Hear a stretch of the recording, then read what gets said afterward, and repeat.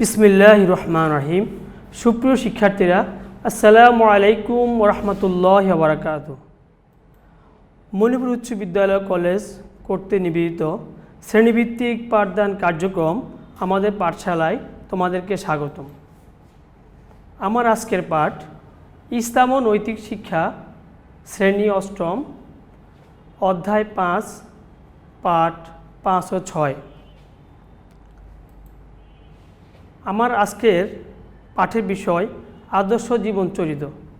শিক্ষার্থীরা, আমরা প্রথমে জানব আদর্শ জীবন চরিত কাকে বলে।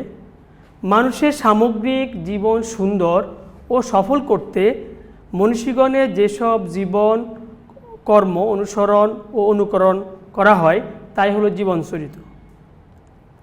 শিক্ষার্থীরা, তোমরা সবাই জানো আমাদের মহানবী সাল্লাল্লাহু আলাইহি সাল্লামের একজন স্ত্রী ছিলেন, যাকে কেন্দ্র করে যথাক্রমে পর্দার আয়াত নাজিল হয়েছিল, মুনাফিকদের শাস্তির বিধান অবতীর্ণ হয়েছিল এবং যিনি মহানবী সাল্লাল্লাহু আলাইহি সাল্লামের সর্বকনিষ্ঠ স্ত্রী ছিলেন। তোমরা হয়তো তার নাম জানো, তার নাম হচ্ছে হযরত আয়েশা রাদিয়াল্লাহু তাআলা আনহা।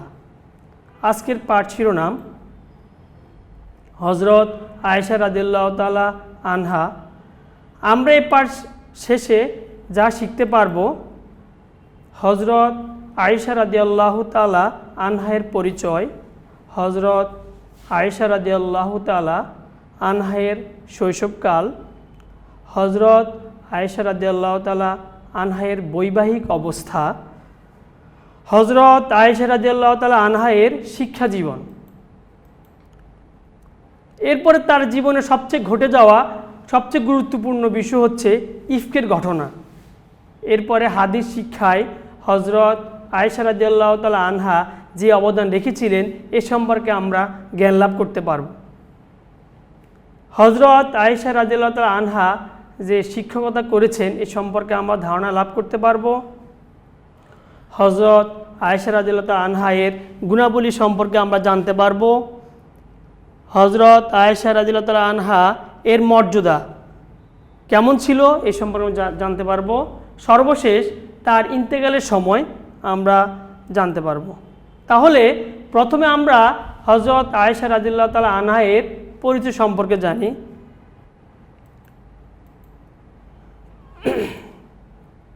হযরত আয়েশা রাদিয়াল্লাহু তাআলা আনহা ছিলেন রাসূলুল্লাহ সাল্লাল্লাহু আলাইহি সাল্লামের সর্বকনিষ্ঠ স্ত্রী এবং তোমরা জানো ইসলামের 4 খলিফার মধ্যে প্রথম যে খলিফা হযরত আবু বকর রাদিয়াল্লাহু তাআলা আনহার কন্যা ছিলেন হযরত আয়েশা রাদিয়াল্লাহু তাআলা আনহা এবং তার মায়ের নাম হচ্ছে উম্মে রুহমান রাদিয়াল্লাহু তাআলা আনহা। হযরত আয়েশা রাদিয়াল্লাহু তাআলা আনহার উপাধি ছিল, তার উপাধি ছিল 2টি, একটি হলো সিদ্দিকা, অপরটি হলো হুমায়রা। এবং হযরত আয়েশা রাদিয়াল্লাহু তাআলা আনহা এর উপনাম ছিল, তাকে বলা হতো উম্মুল মুমিনিন এবং উম্মা আব্দুল্লাহ। এরপরে আমরা যে বিষয়টি জানব তা হলো হযরত আয়েশা রাদিয়াল্লাহু তাআলা আনহার জন্ম সময়কাল। হযরত আয়েশা রাদিয়াল্লাহু তাআলা আনহা জন্ম হয়েছিল রাসূলুল্লাহ সাল্লাল্লাহু আলাইহি সাল্লামের হিজরতের পূর্বে 613 অথবা 614 খ্রিস্টাব্দে পবিত্র মক্কায় ভূমিতে তিনি জন্মগ্রহণ করেন। তোমরা হয়তো জানো যে মক্কায় যখন একটি সন্তান জন্মগ্রহণ করেছিল তাদের লালন পালনের ভার অন্যের উপর অর্পিত হয়েছিল। তেমনিভাবে যেহেতু মক্কার সম্ভ্রান্ত কুরাইশ বংশের নিয়ম অনুযায়ী হযরত আয়েশা রাদিয়াল্লাহু তাআলা আনহার লালন পালনের ভার ওয়াইল নামক এক স্ত্রী লোকের উপর দায়িত্ব অর্পিত হয়। এর পরবর্তীতে আমরা জানব হযরত আয়েশা রাদিয়াল্লাহু তাআলা আনহার বিবাহ। রাসূলুল্লাহ সাল্লাল্লাহু আলাইহি সাল্লামের প্রথম স্ত্রী হযরত খাদিজা রাদিয়াল্লাহু তাআলা আনহার মৃত্যুর পর নবুয়তের 10ম বছরে হযরত আয়েশা রাদিয়াল্লাহু তাআলা আনহার সাথে রাসূলুল্লাহ সাল্লাল্লাহু আলাইহি সাল্লামের বিবাহ সম্পন্ন হয়। এর পরবর্তীতে আমরা জানব হযরত আয়েশা রাদিয়াল্লাহু তাআলা আনহার জীবনে ঘটে যাওয়া গুরুত্বপূর্ণ ঘটনার মধ্যে বিবাহের সময়ের কিছু ঘটনা, যেমন তার বিবাহের ঘটক ছিলেন হযরত খাওলা বিনতে হাকিম রাদিয়াল্লাহু তাআলা আনহু। তার বিয়ের দেনমোহর ছিল 480 দিরহাম। হ্যাঁ রিফাত, তুমি বলতে চাচ্ছ যে দিরহাম হচ্ছে একটি মুদ্রার নাম, আর হলো দেনমোহর হলো আমাদের দেশে বিয়ের সময় যে কাবিন ধার্য করা হয়, এই কাবিনকে বলা হয় দেনমোহর। তার বিয়ের কাজী হযরত আয়েশা রাদিয়াল্লাহু তাআলা আনহার বিয়ের কাজী ছিলেন তার পিতা হযরত আবু বকর সিদ্দিক রাদিয়াল্লাহু তাআলা আনহু। হযরত আয়েশা রাদিয়াল্লাহু তাআলা আনহুয়ের শিক্ষা জীবন। তিনি কাব্য এবং সাহিত্য ও ইতিহাস বিষয়ে শিক্ষা লাভ করেন এবং তিনি এতই মেধাবী ছিলেন যে একবার শুনতেন সাথে সাথে মুখস্থ করে ফেলতেন, এবং তিনি পুঁথিগত বিদ্যার পাশাপাশি তিনি গৃহস্থলী বিদ্যায়ও খুবই পারদর্শী ছিলেন।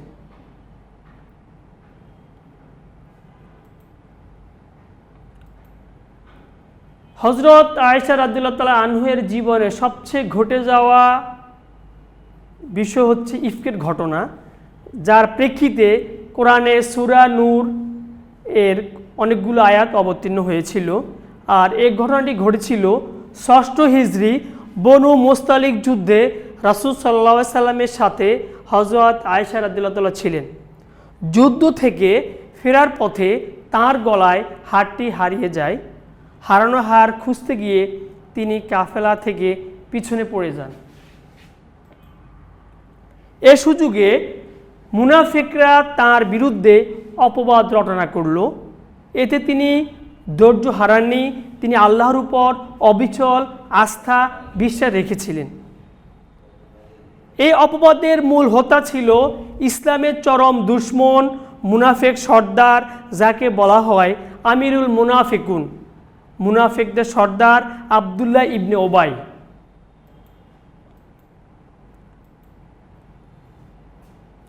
অবশেষে আয়েশা রাদিয়াল্লাহু তাআলা আনহার চারিত্রিক পবিত্রতা বর্ণনায় সূরা নূরে 11 থেকে 21 নম্বর আয়াত অবতীর্ণ হয় এবং এ প্রেক্ষিতে হযরত আয়েশা রাদিয়াল্লাহু তাআলা আনহার চারিত্রিক মাধুর্যতা পবিত্রতা চারিদিকে ছড়িয়ে পড়ে। শিক্ষাক্ষেত্রে অবদান। ইসলাম সবসময় নারী পুরুষ সকলকে শিক্ষা অর্জনের ব্যাপারে উৎসাহিত করেছে।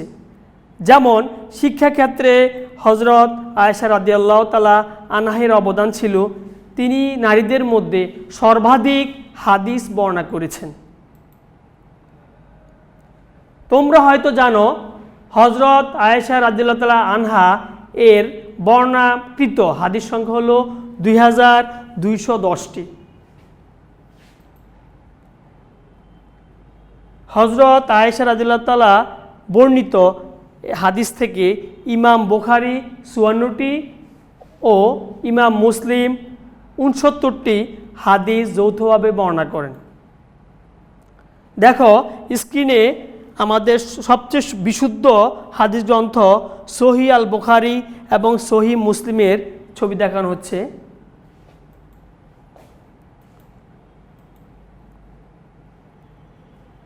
হযরত আয়েশা রাদিয়াল্লাহু তাআলা আনহার মর্যাদা। রাসূলুল্লাহ সাল্লাল্লাহু আলাইহি সাল্লাম বলেন, নারী জাতির উপর আয়েশা রাদিয়াল্লাহু তাআলার মর্যাদা তেমন যেমন খাদ্য সামগ্রীর উপর সারিদের মর্যাদা। বুখারী ও ইবনে মাজাহ। হ্যাঁ রিফাত, সারিদ হচ্ছে আরবের সবচেয়ে সুস্বাদু খাবার। সে সময়কার মানুষের সবচেয়ে জনপ্রিয় খাবার ছিল সারিদ, এর জন্য এখানে সারিদের কথা বলা হয়েছে, উল্লেখ করা হয়েছে। হযরত আয়েশা রাদিয়াল্লাহু তাআলা আনহার মর্যাদায় রাসূল সাল্লাল্লাহু আলাইহি সাল্লাম বলেন, আয়েশা হলো মহিলা সাহাবীদের মধ্যে সাহায্যকারিণী, কানজুল উম্মাল।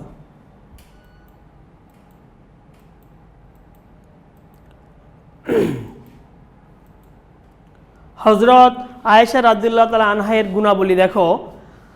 মানবীয় চরিত্রে সকল গুণ হযরত আয়েশা রাদিয়াল্লাহু তাআলা আনহায়ের মধ্যে ছিল। তিনি তীক্ষ্ণ মেধাশক্তি সম্পন্ন, সত্যের সাধক, জ্ঞান তাপস ও সদালাপী ছিলেন। দানশীলতা, মিতব্যয়িতা, দয়া, পরোপকারিতা, ধর্মপরায়ণ সহ সকল গুণে তিনি গুণান্বিত ছিলেন।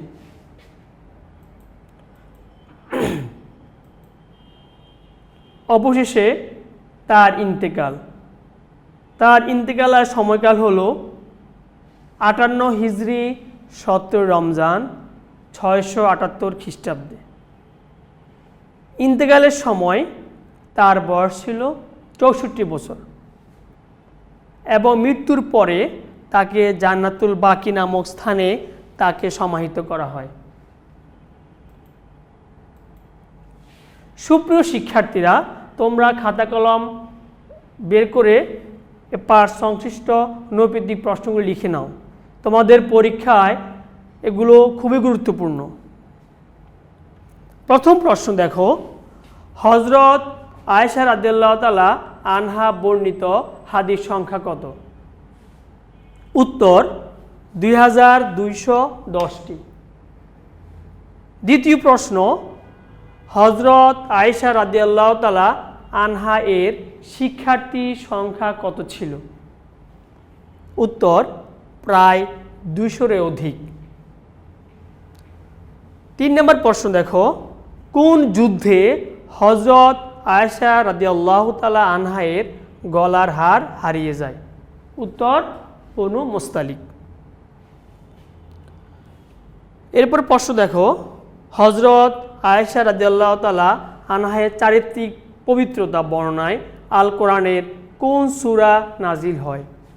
উত্তর সূরা আন-নূর। এর পরবর্তী প্রশ্ন, হযরত আয়েশা রাদিয়াল্লাহু তাআলা আনহা এর বিবাহের ঘটক ছিলেন কে? উত্তর হযরত খাওলা বিনতে হাকিম। এর পরবর্তী প্রশ্ন, হযরত আয়েশা রাদিয়াল্লাহু তাআলা আনহা এর বিবাহের দেনমোহর কত ছিল? উত্তর 480 দিরহাম। হযরত আয়েশা রাদিয়াল্লাহু তাআলা আনহা এর চরিত্রের একটি গুরুত্বপূর্ণ বৈশিষ্ট্য ছিল কোনটি? উত্তর হলো স্বামী প্রেম। আরেকটি প্রশ্ন হলো, নারীদের মধ্যে সর্বাধিক হাদিস বর্ণনাকারী কে ছিলেন? তখন উত্তর লিখবে তোমরা হযরত আয়েশা রাদিয়াল্লাহু তাআলা আনহা। হযরত আয়েশা রাদিয়াল্লাহু তাআলা আনহা এর বিবাহের কাজী কে ছিলেন? তার উত্তর তার পিতা হযরত আবু বকর সিদ্দিক রাদিয়াল্লাহু তাআলা আনহু, যিনি ইসলামের প্রথম খলিফা ছিলেন। আয়েশা রাদিয়াল্লাহু তাআলা আনহুর উপাধি কী ছিল? পরীক্ষায় এটিও অত্যন্ত গুরুত্বপূর্ণ নৈতিক প্রশ্ন। উত্তর সিদ্দিকা ও হুমায়রা। হযরত আয়েশা রাদিয়াল্লাহু তাআলা আনহার উপনাম কী ছিল? উম্মুল মুমিনিন ও উম্মু আব্দুল্লাহ। হযরত আয়েশা রাদিয়াল্লাহু তাআলা এর পিতার নাম কি? ইসলামের প্রথম খলিফা হযরত আবু বকর সিদ্দিক রাদিয়াল্লাহু তাআলা আনহু। নবুয়তের কত সনে হযরত আয়েশা রাদিয়াল্লাহু তাআলা ও মহানবী সাল্লাল্লাহু আলাইহি সাল্লামের শুভ বিবাহ সম্পন্ন হয়? উত্তর 10ম সনে, নবুয়তের 10ম সনে। কত খ্রিস্টাব্দে হযরত আয়েশা রাদিয়াল্লাহু তাআলা আনহা জন্মগ্রহণ করেন? 613 অথবা 614 খ্রিস্টাব্দে। হযরত আয়েশা রাদিয়াল্লাহু তাআলা আনহা যখন মৃত্যুবরণ করেন তাকে কোথায় দাফন করা হয়? কোথায় সমাহিত করা হয়? উত্তর জান্নাতুল বাকি। মৃত্যুর সময় বা ইন্তেকালের সময় হযরত আয়েশা রাদিয়াল্লাহু তাআলা আনহা এর বয়স কত ছিল? উত্তর 64 বছর। সুপ্রিয় শিক্ষার্থীরা, তোমরা মনোযোগ সহকারে পড়ো এবং চিন্তা করো। এমন এক মহান ব্যক্তিত্ব যার খেলাফত কাল ছিল প্রায় 2.5 বছর, যাকে বলা হতো পঞ্চম খলিফা ও দ্বিতীয় ওমর, যার খেলাফতকালে যাকাত গ্রহণ করার মতো কোনো লোক পাওয়া যেত না। এই মহান ব্যক্তির নাম কি? রিফা, তুমি বলতে পারবা? হ্যাঁ, গুড। হজরত ওমর ইবনে আব্দুল আজিজ রহমতুল্লাহ আলাইহি। তাহলে আমাদের দ্বিতীয় পাঠ হচ্ছে হজরত ওমর ইবনে আব্দুল আজিজ রহমতুল্লাহ আলাইহির জীবনী। তাহলে আমরা এই জীবনী থেকে কী শিখতে পারবো? প্রথমে আমরা শিখতে পারবো হজরত ওমর ইবনে আব্দুল আজিজ রহমতুল্লাহ আলাইহির পরিচয়, তার শৈশব ও তার শিক্ষা জীবন, গভর্নর পদে নিয়োগ লাভের এবং জনকল্যাণমূলক কাজ, এবং তিনি যখন খলিফা পদ লাভ করেছেন সে সম্পর্কে, হাদিস সংকলনে হজরত ওমর ইবনে আব্দুল আজিজ রহমতুল্লাহ আলাইহির অবদান কি। আমরা আরও জানতে পারবো তিনি শিক্ষা বিস্তারে, শিক্ষা প্রসার করার জন্য তিনি প্রশিক্ষণের ব্যবস্থা করতেন এবং শিক্ষা প্রচার জন্য তিনি যথাযথ ব্যবস্থা করেছিলেন। কৃতিত্ব, চরিত্র, সর্বশেষ তার ইন্তেকাল।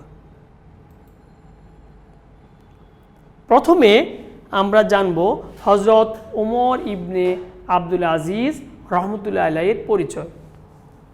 হজরত ওমর ইবনে আব্দুল আজিজ রহমতুল্লাহ আলাইহি 61 হিজরি সনে উমাইয়া বংশে জন্মগ্রহণ করেন। তার পিতার নাম ছিল কি বলতে পারবা? সাকিব, গুড। তার পিতার নাম ছিল আব্দুল আজিজ। তার মাতার নাম ছিল উম্মু আসিম লাইলা। আর তাকে কি বলা হতো? তাকে বলা হতো দ্বিতীয় ওমর ও ইসলামের পঞ্চম খলিফা। হজরত ওমর ইবনে আব্দুল আজিজ রহমতুল্লাহ আলাইহির শৈশব ও শিক্ষা জীবন। শিশুকাল হতে তিনি ছিলেন খুবই আল্লাহভীরু ও জ্ঞান তাপস। শিশু বয়সে তিনি পিতার সাথে মিশর গমন করেন এবং সেখানেই প্রাথমিক শিক্ষা লাভ করেন। এর পরবর্তীতে তিনি কোরআন ও হাদিসের উচ্চতর গবেষণার জন্য জ্ঞান লাভের আশায় পবিত্র মদিনায় গমন করেন। তিনি সেখানে কোরআন ও হাদিস, তাফসির ও আরবি সাহিত্যের উপর উচ্চতর ডিগ্রি গ্রহণ করেন। গভর্নর পদে নিয়োগ লাভ। খলিফা ওয়ালিদ ওমর ইবনে আব্দুল আজিজ রহমতুল্লাহ আলাইহিকে 87 হিজরি সনে মদিনায় গভর্নর হিসেবে নিয়োগ দান করেন।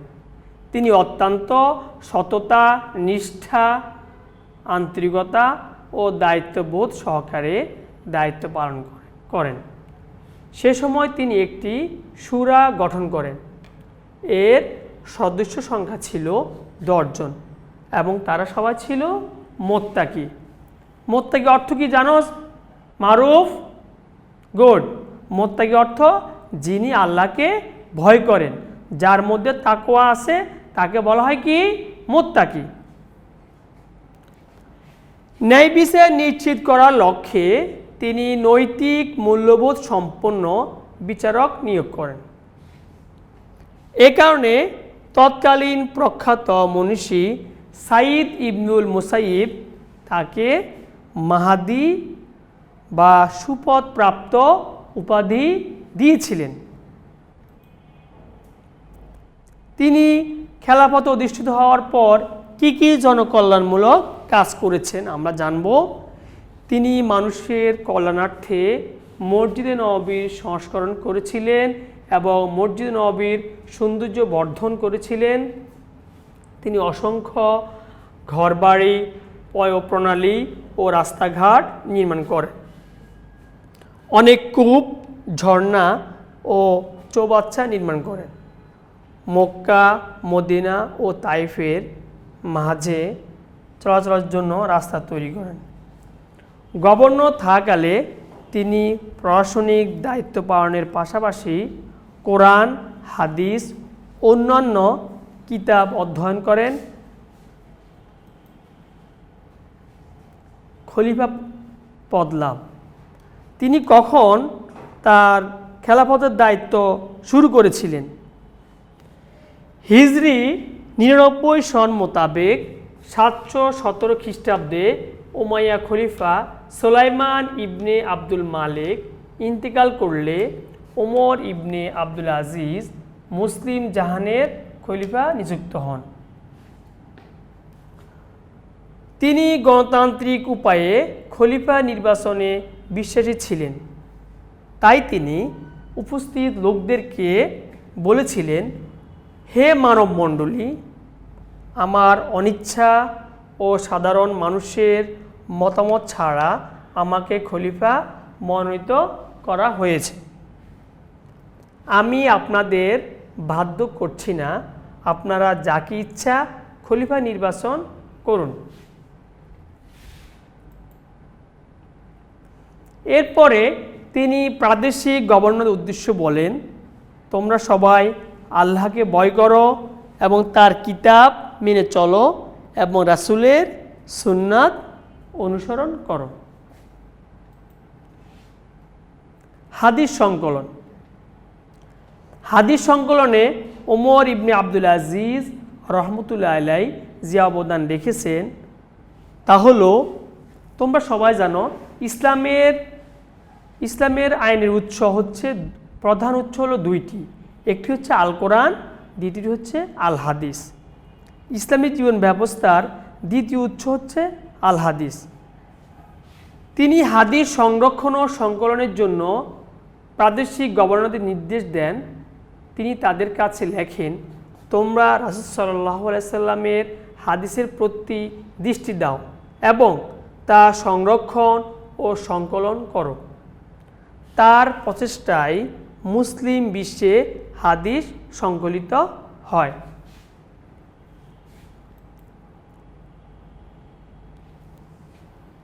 এরই ধারাবাহিকতায় বুখারী, মুসলিম, আবু দাউদ, তিরমিজি, ইবনে মাজাহ সহ অন্যান্য হাদিস গ্রন্থ সংকলিত হয়। ফলে হাদিস হারিয়ে যাওয়া ও বিকৃতি হওয়া থেকে রক্ষা পায়। প্রশিক্ষণ ও শিক্ষা প্রচারের ব্যবস্থা। তোমরা সকলে জানো, শিক্ষাই জাতির মেরুদণ্ড। ইসলাম সর্বদা শিক্ষার প্রতি উৎসাহিত করেছে। সেই লক্ষ্যে হযরত ওমর ইবনে আব্দুল আজিজ রহমতুল্লাহ আলাইহি শিক্ষা প্রচারের লক্ষ্যে তিনি অনেক প্রশিক্ষক নিয়োগ করেন। শিক্ষকদের জন্য মাথা পিছু 100 দিনার স্বর্ণমুদ্রা ভাতার ব্যবস্থা করেন। কৃতিত্ব। হযরত ওমর ইবনে আব্দুল আজিজ রহমতুল্লাহ আলাইহির কৃতিত্ব।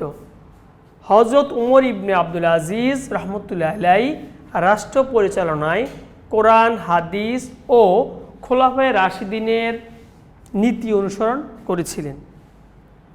তাই তাকে দ্বিতীয় ওমর বা 4 খলিফার পর ইসলামের 5ম খলিফা বলা হয়। পরীক্ষা খুবই একটি গুরুত্বপূর্ণ প্রশ্ন আসে, ইসলামের 5ম খলিফার নাম কি? তখন তোমরা লিখবা ওমর ইবনে আব্দুল আজিজ রহমতুল্লাহ আলাইহি। চরিত্র। হযরত ওমর ইবনে আব্দুল আজিজ রহমতুল্লাহ আলাইহি কেমন ছিলেন?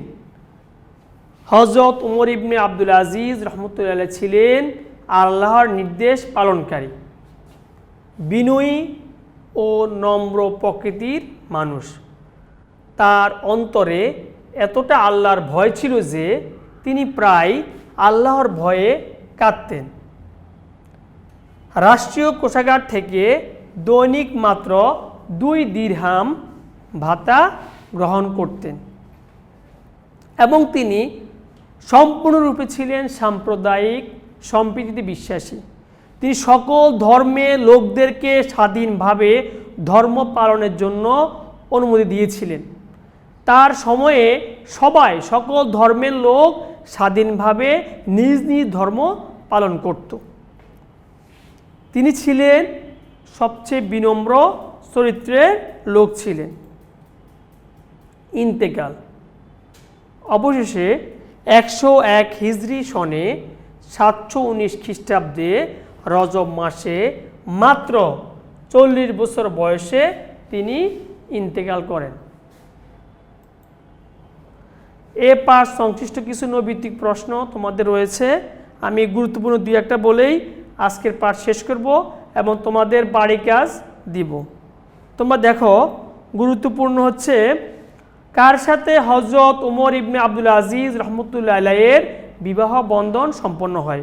উত্তর, উমাইয়া খলিফা আব্দুল মালিকের কন্যা ফাতেমার সাথে হযরত ওমর ইবনে আব্দুল আজিজ রহমতুল্লাহ আলাইহির বিবাহ হয়।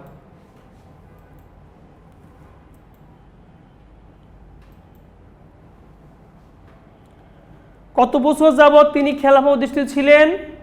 মাত্র 2.5 বছর। তাহলে বাড়ি কাজ কি থাকবে তোমাদের? যে প্রশ্নগুলো ছিল এই প্রশ্নগুলো খাতায় লিখবে এবং উত্তরগুলো ভালো করে মুখস্থ করবে। সবাইকে ধন্যবাদ। আল্লাহ হাফেজ। আসসালামু আলাইকুম ওয়া রাহমাতুল্লাহি ওয়া বারাকাতুহু।